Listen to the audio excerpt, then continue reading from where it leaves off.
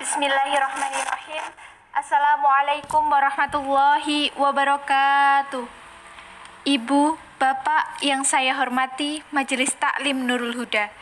Dari Jalan Slamet Riyadi, Sukoharjo, mari kita ikuti kajian Al-Quran secara tematik, kajian online malam ini dengan tema Jangan Mengkultuskan Ketokohan Seseorang.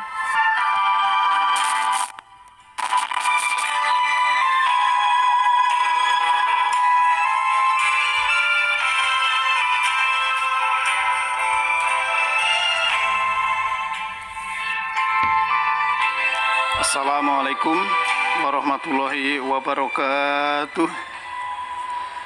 Alhamdulillahilladzi anzala ala abdihil kitaba wa lam yaj'al lahu iwaja la ya'tihil batilu min baini yadayhi wa la min khalfihi tanzilum min hakimin hamid. Segala pujian kepunyaan Allah yang telah menurunkan kitab kepada hambanya, dan Dia Allah tidak menjadikan pada kitab itu suatu kesalahan. Kitab itu Al-Quran tidak didatangi oleh kebatilan baik dari depannya maupun dari belakangnya. Kitab itu turun dari yang maha bijaksana lagi maha terpuji. Ikhwanidin yang berbahagia, kajian Majelis Taklim Nurul Huda yang insya Allah dirahmati oleh Allah Subhanahu wa Ta'ala. Kita masih jumpa lagi di kajian online, masih suasana adaptasi kebiasaan baru. Namun kita harus selalu bersyukur, menghargai pemberian Allah Subhanahu wa Ta'ala, bahwa semua yang diberikan Allah adalah karena kasih sayangnya. Ikhwanidin yang berbahagia, pada malam hari ini saya akan membahas sedikit tentang yang berhubungan dengan pada ketokohan ataupun kultus individu yang sebenarnya tidak dibolehkan dalam Al-Quran, ya. Karena masalah besar yang membelenggu umat Islam adalah panutan atau ketokohan. Entah siapa yang mulai, kapan umat Islam ini mengagung-agungkan tokoh atau pimpinan dari kelompok itu ataupun guru-gurunya. Nah, saya tidak menjumpai hal itu diajarkan di dalam Al-Quran. Juga tidak diteladankan oleh Rasulullah Muhammad SAW, karena tokoh sentral yang diajarkan di dalam Al-Quran satu-satunya adalah Allah. Alhamdulillahirrabbilalamin, segala puji bagi Allah, bukan untuk manusia, termasuk bukan untuk Rasul. Nah, karena Rasul itu menyampaikan tauhid, ya, itu dia hanya istilahnya tugasnya hanya menyampaikan apa yang datang dari Allah. Maka kalau Rasul memuji Allah, ya mengajak umatnya untuk memuji Allah. Kecintaan dan penghormatan kita kepada Rasulullah adalah sebuah konsekuensi logis dari kecintaan kita kepada Allah. Karena beliau adalah utusan Allah yang membawa berita dan firman-firman Allah. Tapi jangan terbalik, kita mencintai Allah karena cinta Rasulullah. Nanti bisa syirik, ya. Bisa-bisa nanti seperti umat Nasrani yang mempertuhankan Nabi Isa. Sebagaimana Tuhan Yesus itu kan mengalahkan pamornya Allah. Tuhan mereka yang seharusnya yang demikian itu oleh Allah dikatakan sebagai perbuatan yang berlebih-lebihan. Kalau membaca surat Al-Maidah ayat surat kelima ayat 75 sampai 77 itu kan, Mal masihu ibnu Maryama illa rasulun qad khalat min qablihi rusul wa ummuhu siddiqah. Nah, Al-Masih putra Maryam hanyalah seorang rasul yang sesungguhnya telah berlalu sebelumnya beberapa rasul dan ibunya seorang yang sangat benar. Nah, kana yakulanit ta'ama. Dua-duanya biasa memakan makanan. Ungdur kaifa nubayyinu lahumul ayati summa ungdur ana yufakun. Nah, kami jelaskan, ya, kepada mereka ahli kitab tanda-tanda kekuasaan kami. Kemudian perhatikanlah bagaimana mereka berpaling dari ayatku. Jadi sudah dijelaskan bahwa Isa Al-Masih putra Maryam itu memang, ya, istilahnya juga hanya seorang rasul. Maka jangan dituhankan, kan begitu maksudnya. Maka katakanlah Muhammad kepada mereka, mengapa kamu menyembah selain Allah? Sesuatu yang tidak dapat memberi madarat kepadamu dan tidak pula bisa memberi manfaat. Dan Allah yang maha mendengar lagi maha mengetahui. Katakanlah kepada ahli kitab, janganlah kamu berlebih-lebihan dengan cara tidak benar dalam agamamu. Dan janganlah kamu mengikuti hawa nafsu orang-orang yang sesat dahulunya, dan mereka telah menyesatkan kebanyakan manusia, dan mereka tersesat dari jalan yang lurus. Hadirin yang berbahagia, agar praktek seperti itu tidak terulang, maka Allah berkali-kali memerintahkan kepada Rasulullah SAW untuk mengakui bahwa beliau adalah manusia biasa, bahwa beliau hanya utusan, bahwa tokoh sentralnya hanya Allah semata, tidak ada duanya. Dalam surat 41 ayat 6, Qul innama ana basarum mislukum yuha ilayya anama ilahukum ilahu wahid fastaqimu ilaihi wastagfiruhu wailul lil musyrikin. Dan katakanlah bahwasanya aku hanyalah seorang manusia seperti kamu. Diwahyukan kepadaku bahwasanya Tuhan kamu adalah Tuhan yang Maha Esa. Maka tetaplah pada jalan-jalan yang lurus menuju kepadanya dan mohonlah ampunan kepadanya.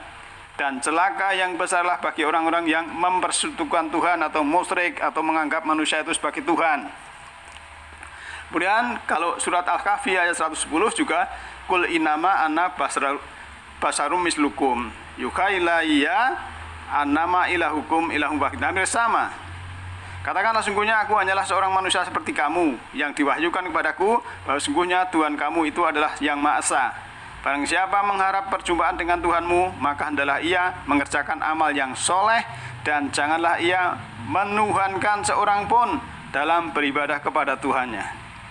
Ikhwanin yang berbahagia, korelasi ayat ini juga bisa dibaca surat 38, surat Sot ayat 70. Tidak diwahyukan kepadaku, melainkan bahwa sungguhnya aku hanyalah seorang pemberi peringatan yang nyata. Nah, jelas sekali ayat ini Rasulullah masih menegaskan dalam berbagai bentuk keteladanan lainnya bahwa beliau adalah manusia biasa yang tidak boleh dihormati dan diagung-agungkan secara berlebihan. Justru karenanya Allah memuji-muji ketinggian budi pekerti beliau. Nah, Rasulullah adalah orang yang sangat rendah hati, sehingga beliau tidak pernah menyebut dirinya sebagai guru terhadap umatnya. Kita tidak akan pernah menjumpai satu riwayat pun dalam sejarah bahwa beliau mempunyai murid. Beliau menyebut umat yang sezaman dengannya sebagai sahabat. Ini sungguh sangat berbeda dengan zaman kita saat ini, di mana kita senang disebut sebagai ustadz, guru terhadap saudara kita seagama. Rasulullah tidak mengangkat dirinya sebagai guru, melainkan sebagai sahabat dan saudara dalam beragama. Padahal beliau adalah seorang Rasul. Beliau tidak ingin umatnya mengkultuskan secara berlebihan, sehingga mengalahkan peran utama Allah di dalam menjalankan agama ini. Yang beliau ajarkan adalah memurnikan tauhid, mengesahkan Allah sebagai satu-satunya tokoh sentral dalam kehidupan beragama. Suatu ketika diceritakan sekelompok sahabat berdiri untuk menyambut kedatangan Rasulullah dalam suatu majelis. Rasulullah pun melarangnya dan menyuruh para sahabat tetap duduk di tempatnya. Sungguh luar biasa, berbeda dengan sebagian pejabat atau guru-guru sekarang yang justru meminta para undangan dan muridnya untuk berdiri ketika ia datang memasuki suatu majelis. Nah, ikhwanin yang berbahagia, meskipun beliau seorang Rasul, kepala negara dan panglima tertinggi, beliau tidak pernah menempatkan diri sebagai tokoh yang diagung-agungkan dan dikultuskan. Beliau justru memilih menjadi sahabat yang sederajat dengan umat dan hanya menempatkan Allah sebagai tokoh sentral dalam seluruh aktivitasnya. Demikian pula dalam hal keilmuan, beliau sangat memposisikan diri sebagai penyambung lidah terhadap firman-firman Allah yang diwahyukan kepada beliau, bukan sebagai sumber ilmu yang berasal dari pikirannya ataupun hawa nafsunya, tetapi dari firman-firman Allah atau wahyu-wahyu dari Allah Subhanahu wa Ta'ala. Sehingga tidak jarang Rasulullah tidak bisa menjawab suatu pertanyaan sampai beliau menerima terlebih dahulu wahyu ataupun ayat yang dia istilahnya untuk menjawabnya. Seperti umpamanya, ya, ditanya tentang yasalunaka anil mahki tentang haid, yasalunaka anil infak dan seterusnya, itu dia atau Allah Rasulullah itu menunggu jawaban dari Allah tentang wahyu yang turunkan. Maka dalam surat 86768, tidak patut bagi seorang nabi mempunyai tawanan sebelum ia dapat melumpuhkan musuhnya di muka bumi. Kamu mengendaki harta benda duniawiyah, sedangkan Allah mengendaki pahala akhirat untukmu, dan Allah Maha Perkasa lagi Maha Bijaksana. Kalau sekiranya tidak ada ketetapan yang telah terdahulu dari Allah, niscaya kamu ditimpa siksaan yang besar karena tebusan yang kamu ambil. Nah, ini maksudnya yang berhubungan dengan rampasan perang yang dahulu memang Rasulullah juga harus menunggu perintah dari Allah Subhanahu wa taala. Jadi, demikianlah posisi Rasulullah terhadap umatnya. Beliau mengajarkan betapa setiap diri muslim harus menanamkan ketauhidan secara murni di dalam jiwanya. Tidak boleh mengagung-agungkan manusia lainnya secara berlebihan, bahkan meskipun ia seorang rasul. Nah, pengkultusan tokoh dan guru itu telah menyulut fanatisme yang berlebihan, sehingga kadang-kadang masing-masing kelompok merasa dirinya paling benar, yang lainnya salah. Merasa gurunya paling hebat, yang lainnya keliru. Merasa dirinya paling berhak masuk surga, sedangkan yang lainnya masuk neraka. Nah, penokohan yang berlebihan telah memunculkan perpecahan yang luar biasa. Apalagi semua itu dibingkai oleh kepentingan-kepentingan egoistik, ekonomi, politik. Nah, sampai sekarang pun umat Islam mengalami perpecahan itu di seluruh penjuru dunia, termasuk ya di negara kita mestinya begitu. Nah, maka kemudian kalau diperparah bermunculan tokoh-tokoh yang istilahnya suka dikultuskan secara individu. Nah, bukan hanya dalam bidang sosial politik, dalam bidang keilmuan pun umat Islam mengalami perpecahan dalam kultus individu. Terjadi kelompok-kelompok dan madhab-madhab yang menyebabkan umat menjadi pecah belah. Masing-masing mengklaim dirinya yang paling benar dan lainnya salah. Kalau tidak berguru kepada tokoh tertentu, maka dianggapnya pasti salah. Ada otoritas yang berlebihan yang dilekatkan kepada ulama tertentu, sehingga seakan-akan ia menjadi jaminan bahwa kelompoknya pasti masuk surga. Nah, ikhwan itu yang berbahagia, lebih parah banyak yang berpegang kepada sebuah hadis yang sangat tendensius secara politik yang mengatakan bahwa umat Islam kelak akan menjadi 73 golongan dan yang benar hanya satu golongan saja. Maka beramai-ramailah umat Islam mengklaim dirinya sebagai golongan yang paling benar dan selebihnya dicap sebagai 72 golongan yang salah. Pengambilan hadis ini secara tendensius telah menyebabkan pertengkaran tiada habisnya dan memecah belah umat selama ratusan tahun. Maka dalam surat Al-Imran surat 3 ayat 105, Allah sudah mengatakan yang artinya, dan janganlah kamu menyerupai orang-orang yang bercerai-berai dan berselisih sesudah datang keterangan yang jelas pada mereka. Mereka itulah orang-orang yang mendapat siksa yang berat. Dikuatkan dalam surat yang lain bahwa memang yang berhak masuk surga adalah orang yang mengikuti petunjuk Allah, yaitu Shiratal Mustaqim. Ikhwatin yang berbahagia, saya perlu menegaskan hal ini karena sudah menyimpang jauh dari Al-Quran.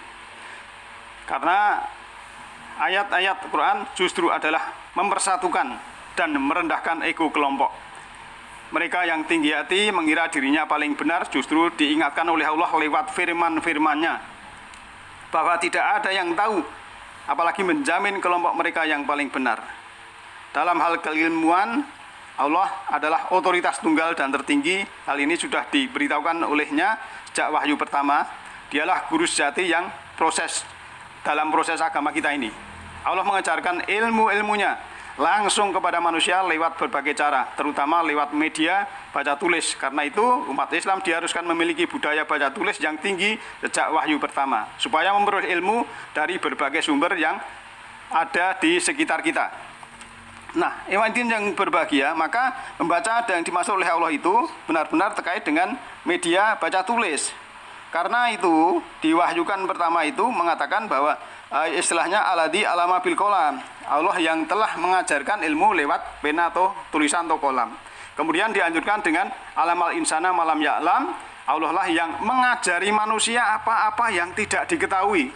Jadi ya, sungguh ini adalah bentuk dogma istilahnya dari Allah yang istilahnya sudah memberikan petunjuk Allah sendiri yang nanti akan mengajari. Barang siapa membaca tulis karena mencari ilmu Allah, Iqra bismi rabbik, maka Allah sendirilah yang akan menjadi gurunya. Alamal insana malam ya'lam, bukan setan. Tidak ada ayat Quran yang mengajarkan untuk berguru kepada seorang secara fanatik. Justru berkali-kali Allah mengajarkan agar umat Islam belajar langsung kepada Allah lewat ayat-ayat yang dihamparkan di seluruh penjuru kehidupan dalam semua peristiwa yang dialaminya. Dan ayat-ayat kauniyah maupun ayat-ayat Quran itu adalah ayat dari Allah yang perlu kita imani, itu kita perlu kita kaji. Nah demikian, mudah-mudahan yang sedikit ini ada manfaatnya. Jangan sampai kita mengkultuskan seseorang. Ya, kita harus melihat ayatnya, karena Rasulullah pun tidak mau dikultuskan. Alhamdulillahirrabbilalamin, itu segala puji adalah milik Allah, bukan untuk makhluknya. Mudah-mudahan bermanfaat. Lain kali bisa sambung lagi. Nasruminallahi wa qarib. Alhamdulillahirrabbilalamin. Assalamualaikum warahmatullahi wabarakatuh.